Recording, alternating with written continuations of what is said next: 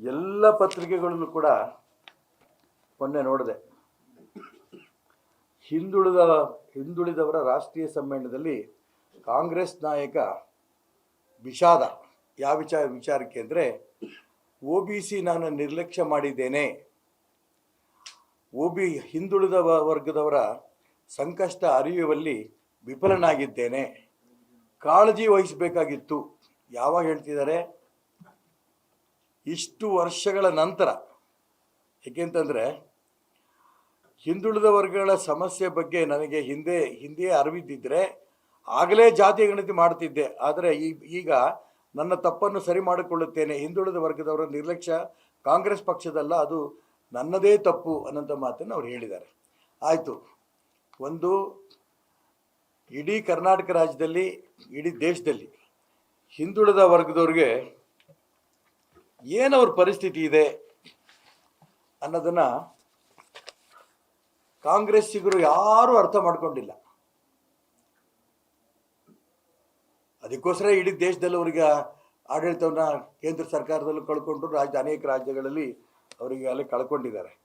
ಏಕೆಂತಂದರೆ ಆ ಹಿಂದುಳಿದ ವರ್ಗದವರು ಹಳ್ಳಿಗಳಲ್ಲಿ ಆ ಕುರುಬರು ಇರ್ಬೋದು, ಗೊಲ್ಲರು ಇರ್ಬೋದು, ಕುಂಬಾರರು ಇರ್ಬೋದು, ಯಾರ್ಯಾರು ಹಿಂದುಳಿದ ಸಮಾಜ ಇದೆ, ಉಪ್ಪಾರ ಸಮಾಜ, ಎಲ್ಲ ಸಮಾಜವೂ ಕೂಡ ವಾಸ ಮಾಡ್ತಾ ಇರೋದು ಗುಡಿಸಲುಗಳಲ್ಲಿ.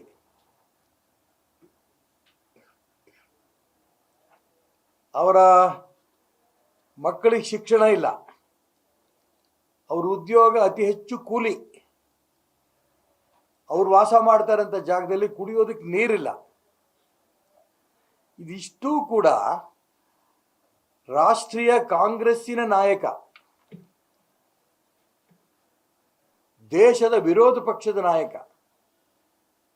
ದುರ್ದೈವ ನೋಡಿ. ನನಗೆ ಹಿಂದುಳಿದ ವರ್ಗದವರದ್ದು ಸಂಕಷ್ಟನೇ ಅರಿಯುವಲ್ಲಿ ವಿಫಲ ಆಗಿದ್ದೇನೆ, ಕಾಳಜಿ ವಹಿಸಬೇಕಾಗಿತ್ತು ಅಂತ ಈಗ ಇಷ್ಟು ವರ್ಷಗಳ ನಂತರ ಅವ್ರ ಹಿಂದುಳಿದವ್ರ ಬಗ್ಗೆ ಜ್ಞಾನೋದಯ ಆಗಿದೆ ಅಂದರೆ ನಾನು ಏನು ಹೇಳಿ? ದೇಶದ ಹಿಂದುಳಿದ ವರ್ಗದವ್ರ ಬಗ್ಗೆ ಕಾಂಗ್ರೆಸ್ ಪಕ್ಷಕ್ಕೆ ನಿರ್ಲಕ್ಷ್ಯ ಇದೆ, ಅವ್ರ ಬಗ್ಗೆ ಕಾಳಜಿ ಇಲ್ಲ. ಇದು ತುಂಬ ಸ್ಪಷ್ಟ. ನಾನು ಹೇಳ್ತಿರೋದಲ್ಲ, ಸ್ವತಃ ರಾಹುಲ್ ಗಾಂಧಿನವರು ಹೇಳಿದ್ದಾರೆ. ಇಷ್ಟು ಸ್ಪಷ್ಟ ಆಗಿರ್ಬೇಕಾದ್ರೆ ನಮ್ಮ ರಾಜ್ಯದ ಮುಖ್ಯಮಂತ್ರಿ ಅದೇ ಸಭೆಯಲ್ಲಿ ಹೇಳಿದ್ದಾರೆ, ರಾಹುಲ್ ಗಾಂಧಿ ಎಂದೂ ನ್ಯಾಯದ ಪರ, ಇನ್ನೂ ಆಶ್ಚರ್ಯ ಅಂತ ಹಿಂದುಳಿದ ವರ್ಗದ ಪರ. ಇದು ಯಾರು ಹೇಳಿರೋದು? CM ಸಿದ್ದು. ಇವ್ರಿಗೇನು ಮಾನ ಮರ್ಯಾದೆ ಇನ್ನೂ ಸ್ವಲ್ಪನಾರು ಇಲ್ವಾ ಅಂತ.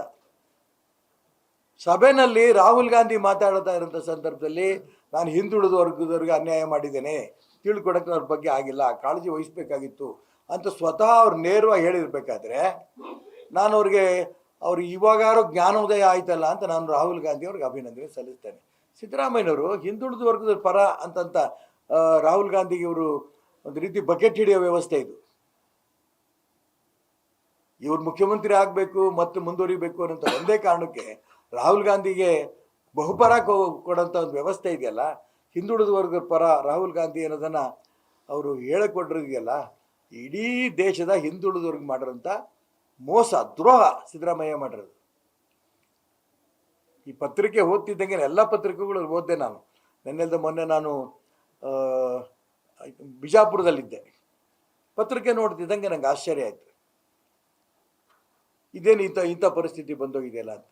ದೇಶವನ್ನು ಆಳಿರೋಂಥ ಕಾಂಗ್ರೆಸ್ ಪಕ್ಷಕ್ಕೆ, ಕರ್ನಾಟಕ ರಾಜ್ಯದಲ್ಲಿ ಆಳ್ತಾ ಇರೋಂಥ ಕಾಂಗ್ರೆಸ್ ಪಕ್ಷಕ್ಕೆ, ದೇಶದಲ್ಲಿ ಇವತ್ತು ಅಧಿಕೃತ ವಿರೋಧ ಪಕ್ಷ ಆಗಿದ್ದ ಕಾಂಗ್ರೆಸ್ ಪಕ್ಷಕ್ಕೆ ಹಿಂದುಳಿದವ್ರ ಬಗ್ಗೆ ಏನೂ ಗೊತ್ತಿಲ್ಲ ನನಗೆ ಅಂತ ಅದ್ರ ನಾಯಕ ಹೇಳಿದ್ರೆ, ಹಿಂದುಳಿದವ್ರ ಬಗ್ಗೆ ಏನು ಇವರು ಅನುಕೂಲ ಮಾಡಿಕೊಡ್ತಾರೆ ಅಂತ ಇವ್ರ ಮೇಲೆ ನಂಬಬೇಕು ಹಿಂದುಳಿದವರು.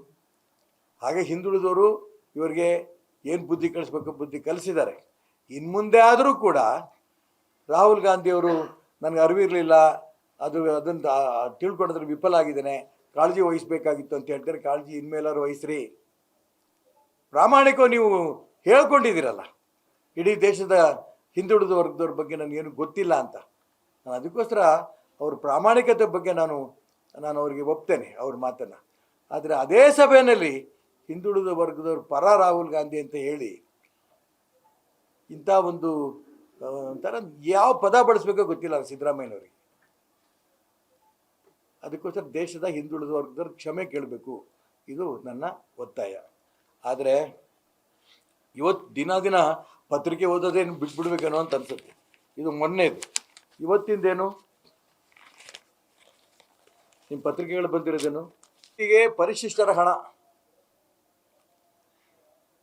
SC SP TSP ಕಾರ್ಯಕ್ರಮಗಳ 2025-26ನೇ ಸಾಲಿನ 11,896.84 ಕೋಟಿ ವರ್ಗಾವಣೆ ಗ್ಯಾರಂಟಿಗೆ. ಯಾರ್ದು? ದಲಿತರದು ಪರಿಶಿಷ್ಟ ಜಾತಿ ಪರಿಶಿಷ್ಟ ವರ್ಗದವ್ರದ್ದು ಹಣವನ್ನು ಗ್ಯಾರಂಟಿಗೆ ಬಳಸೋಂಥ ಒಂದು ವ್ಯವಸ್ಥೆ ಈಗಾಗಲೇ ಶುರು ಮಾಡ್ತಾ ಇದ್ದಾರೆ. ಹಿಂದಿನ ವರ್ಷಗಳಲ್ಲೂ ಹೀಗೆ ಮಾಡಿದ್ದಾರೆ. ಅಂದರೆ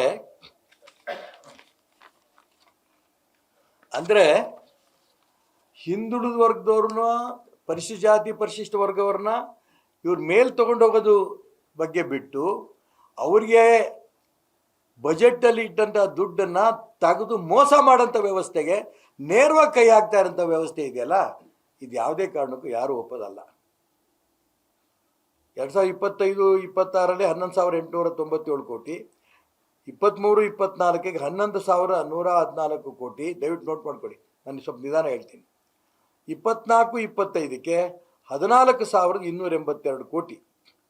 ಅಂದರೆ ಈ 3 ವರ್ಷದಲ್ಲಿ ಒಟ್ಟು 37,000 ಕೋಟಿ ಪರಿಶಿಷ್ಟ ಜಾತಿ ಪರಿಶಿಷ್ಟ ವರ್ಗದ ಹಣ ಇವರು ಗ್ಯಾರಂಟಿಗೆ ಬಳಸಿರೋದು.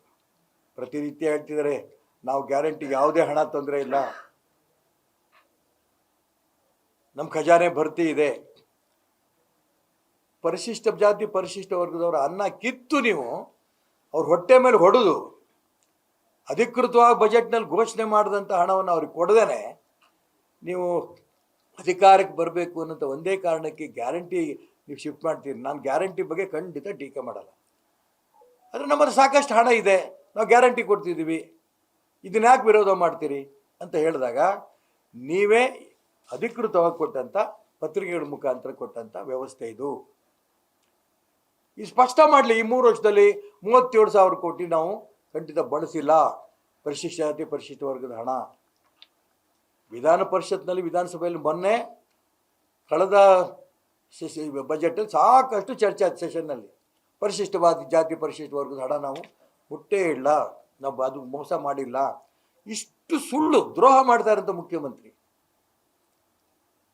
ಈಗ ಆಗಸ್ಟ್ 5ನೇ ತಾರೀಕು ಇದಕ್ಕೋಸ್ಕರ ಒಂದು ವಿಶೇಷವಾದ ಸಭೆಯನ್ನು ಬೆಂಗಳೂರಲ್ಲಿ ಕರೆದಿದ್ದಾರೆ. ಅದಕ್ಕೆ ಮಹದೇವಪ್ಪನವ್ರನ್ನ ಇನ್ಯಾರ ಮಂತ್ರಿಗಳನ್ನು ಕೂಡ ಕರೆದಿದ್ದಾರೆ, ನಂದು ಅಭ್ಯಂತರ ಇಲ್ಲ. ಆದರೆ ಈ 37,000 ಕೋಟಿ ಈ 3 ವರ್ಷದಲ್ಲಿ ಏನು ನೀವು ಪರಿಶಿಷ್ಟ ಜಾತಿ ಪರಿಶಿಷ್ಟ ವರ್ಗದವ್ರಿಗೆ ಅವ್ರ ಹೊಟ್ಟೆ ಮೇಲೆ ಹೊಡೆದು ತೆಗೆದಿದ್ದೀರಲ್ಲ, ಇದನ್ನು ಹೆಂಗೆ ತುಂಬ್ತೀರಾ? ಅವ್ರು ಹೆಂಗೆ ಕೊಡ್ತೀರಾ ಈ ಹಣವನ್ನು?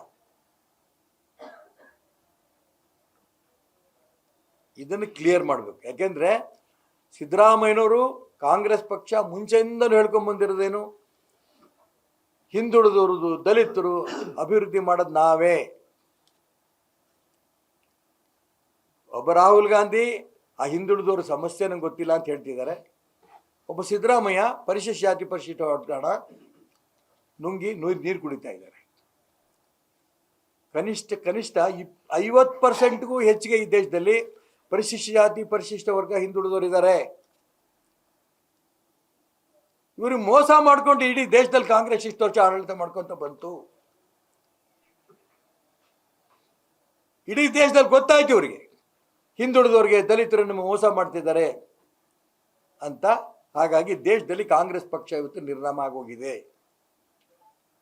ಕರ್ನಾಟಕ ರಾಜ್ಯದಲ್ಲೂ ಕೂಡ ಇವರು ನಿರ್ನಾಮ ಆಗತ್ತೆ ಅನ್ನೋಂಥ ಅಂಶ ಗಮನಿಸಿ ಆಗಸ್ಟ್ 15ನೇ ತಾರೀಕು ಗಮನಿಸ್ತಾರೆ. ಈ ಮಹಾನುಭಾವನ್ನ ಸಿದ್ದರಾಮಯ್ಯನವ್ರನ್ನ ಕೇಂದ್ರದ ಎಂಥ ಸಮಿತಿ, ಅದು ಹಿಂದುಳಿದ ವರ್ಗದ ಸಮಿತಿ, ಕೇಂದ್ರ ಸಮಿತಿಗೆ ಇಲ್ಲಿಂದ ತಗೊಂಡೋಗಿದ್ದಾರೆ ಅವ್ರನ್ನ, ದೇಶಕ್ಕೆ ಮಾರ್ಗದರ್ಶನ ಮಾಡಪ್ಪ ಅಂತ. ಹೆಂಗೆ ನೀವು ಹಿಂದುಳಿದವ್ರಿಗೆ ದಲಿತರಿಗೆ ಮೋಸ ಮಾಡಿ ಅವ್ರ ಹಣವನ್ನು ಕಿತ್ತಾಕೊಂಡಿದ್ದೀರೋ ಅದನ್ನು ಇಡೀ ದೇಶದ ಕಾಂಗ್ರೆಸ್ ನಾಯಕರುಗಳಿಗೆ ಇವರು ತೋರಿಸೋದಕ್ಕೋಸ್ಕರ ಅದರ ಅಧ್ಯಾಪಕರಾಗಿ ನೀವು ಗೈಡ್ ಮಾಡಿ ಅನ್ನೋದಕ್ಕೋಸ್ಕರ ಇಟ್ಕೊಂಡಿದ್ದಾರೆ. ಹೆಂಗೆ ನೀವು ಮೋಸ ಮಾಡ್ಬೋದು ಹಿಂದುಳಿದವರು ದಲಿತರಿಗೆ ಅಂತ. ಮುಂಚೆ ಅವ್ರನ್ನ ಸಿದ್ದರಾಮಯ್ಯನವ್ರನ್ನ ಆ ಕೇಂದ್ರ ಸಮಿತಿಯಿಂದ ಕಿತ್ತು ಬಿಸಾಕ್ಲಿ, ರಾಹುಲ್ ಗಾಂಧಿ ಹೆಂಗೆ ಒಪ್ಕೊಂಡಿದ್ದಾರಲ್ಲ, ನಾನು ಹಿಂದುಳಿದವ್ರ ಬಗ್ಗೆ ನನಗೆ ಅರಿವಿರಲಿಲ್ಲ, ನಾನು ತಿಳ್ಕೊಬೇಕಾಗಿತ್ತು ಅಂತ. ಹಾಗೆ ಇವರು ಕೂಡ ತಿಳ್ಕೊಂಡು ಗೊತ್ತು ನನಗೆ ನಾನು ಮೋಸ ಮಾಡಿದ್ದೀನಿ ಅಂತ ಒಪ್ಕೊಳ್ಳಿ.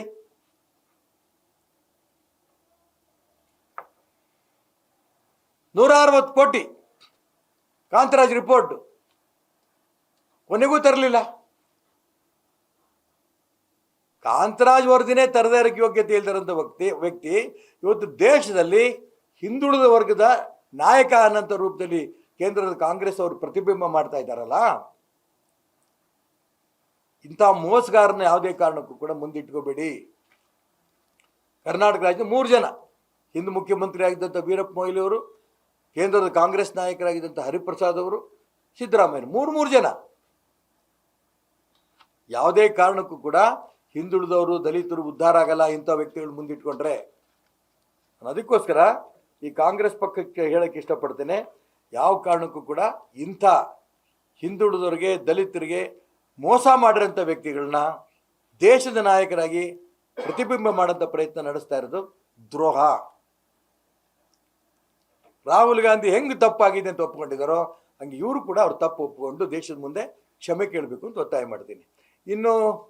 ಇನ್ನೊಂದು ಹೇಳಿದ್ದಾರೆ, ಈಗ ಎಲ್ಲಿ ಅವರ ಕುರ್ಚಿಗೆ ಕೂತು ಬರುತ್ತೋ ಅನ್ನೋಂಥ ಒಂದೇ ಕಾರಣಕ್ಕೆ ಇಡೀ ಕರ್ನಾಟಕ ರಾಜ್ಯದಲ್ಲಿರುವಂಥ ಶಾಸಕರುಗಳಿಗೆ ಹಣ ಕೊಡ್ತೀವಿ ಅಂತ ಹೇಳಿದ್ದಾರೆ.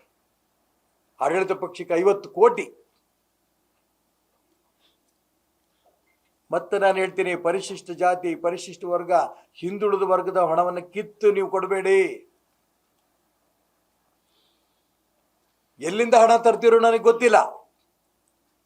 ಹಿಂದುಳಿದವರಿಗೆ ದಲಿತರು ದ್ರೋಹ ಮಾಡಿ ನೀವು ಶಾಸಕರು ಕೊಡೋಂಥ ಪ್ರಯತ್ನ ನಡೆದ್ರೆ ಇಡೀ ದೇಶದಲ್ಲಿ ಇಡೀ ಕರ್ನಾಟಕ ರಾಜ್ಯದಲ್ಲಿ ಆ ಹಿಂದುಳಿದವರು ಮತ್ತು ದಲಿತರು, ಪರಿಶಿಷ್ಟ ಜಾತಿ, ಪರಿಶಿಷ್ಟ ವರ್ಗ ಈ ಸರ್ಕಾರದ ವಿರುದ್ಧ ದಂಗೆ ಹೇಳಬೇಕಾಗತ್ತೆ. ನಮ್ಮ ದುಡ್ಡು ತಗೊಂಡು ನೀವು ಜಾತ್ರೆ ಮಾಡಬೇಡಿ. ಇನ್ನು 3ನೇದು, ಬಹಳ ಮಜಾ ನಡೀತಾ ಇದೆ ಕಾಂಗ್ರೆಸ್ ಪಕ್ಷದಲ್ಲಿ, ಸರ್ಕಾರದಲ್ಲೂ ಕೂಡ.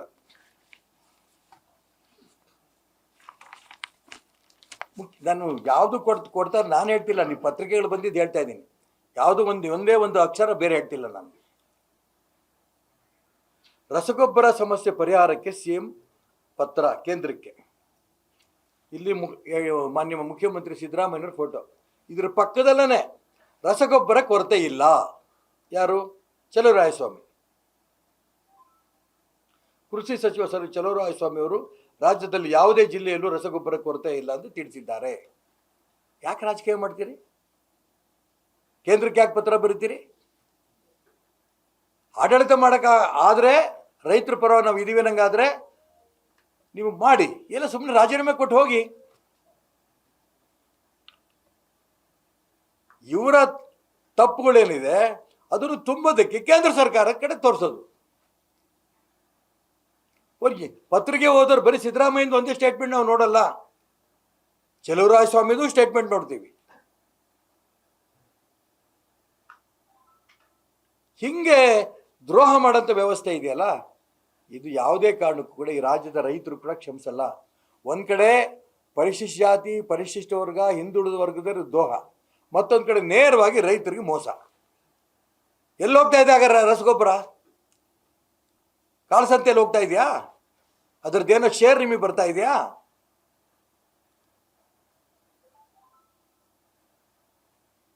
ಸರಿಯಾಗಿ ಮ್ಯಾನೇಜ್ ಮಾಡೋ ದಿಕ್ಕಿನಲ್ಲಿ ಕೇಂದ್ರ ಸರ್ಕಾರದ ಮಂತ್ರಿಗಳು ಹೇಳ್ತಿದ್ದಾರೆ, ನಿಮ್ಗೆ ಎಷ್ಟು ಬೇಕಾದ್ರೂ ನಾವು ರಸಗೊಬ್ಬರ ಕೊಡ್ತೀವಿ, ನಮ್ಮ ಹತ್ರ ಇದೆ. ಯಾಕೆ ಮುಂಚೆ ನೀವು ದಾಸ್ತಾನು ಮಾಡ್ಕೊಳ್ಳಲಿಲ್ಲ? ಯಾರು ಮುಖ್ಯಮಂತ್ರಿ ಆಗಬೇಕು ಅನ್ನೋದು ಬಡದಾಟ. ದೆಹಲಿಗೆ ದಿನ ಹೋಗೋದು ಬರೋದು. ಇದರಲ್ಲಿ ಬಿದ್ದೀರಿ ವಿನಃ ನೀವು ರೈತರ ಬಗ್ಗೆ ಕಾಳಜಿ ಇಲ್ಲ, ಹಿಂದುಳಿದವ್ರ ಬಗ್ಗೆ ಕಾಳಜಿ ಇಲ್ಲ, ಪರಿಶಿಷ್ಟ ಜಾತಿ ಪರಿಶಿಷ್ಟ ವರ್ಗ ಕಾಳಜಿ ಇಲ್ಲ. ನಿಮ್ಮ ಕುರ್ಚಿನೇ ನಿಮ್ಗೆ ಗಟ್ಟಿಯಾಗಿದೆ. ಅದಕ್ಕೋಸ್ಕರ ರಾಜ್ಯದ ರೈತರಾಗಲಿ, ಹಿಂದುಳಿದ ವರ್ಗದವರಾಗಲಿ, ದಲಿತರಾಗಲಿ ಜಾಗೃತಿಯಾಗಿ ನಿಮ್ಮ ತಿರುಗಿ ಬೀಳೋಕ್ಕಿಂತ ಮುಂಚೆ, ದಂಗೆ ಹೇಳೋಕ್ಕಿಂತ ಮುಂಚೆ ಈ ದಿಕ್ಕಿನಲ್ಲಿ ಒಳ್ಳೆ ಆಡಳಿತ ಕೊಡಬೇಕು ಒತ್ತಾಯ ಮಾಡ್ತೀನಿ ನಾನು.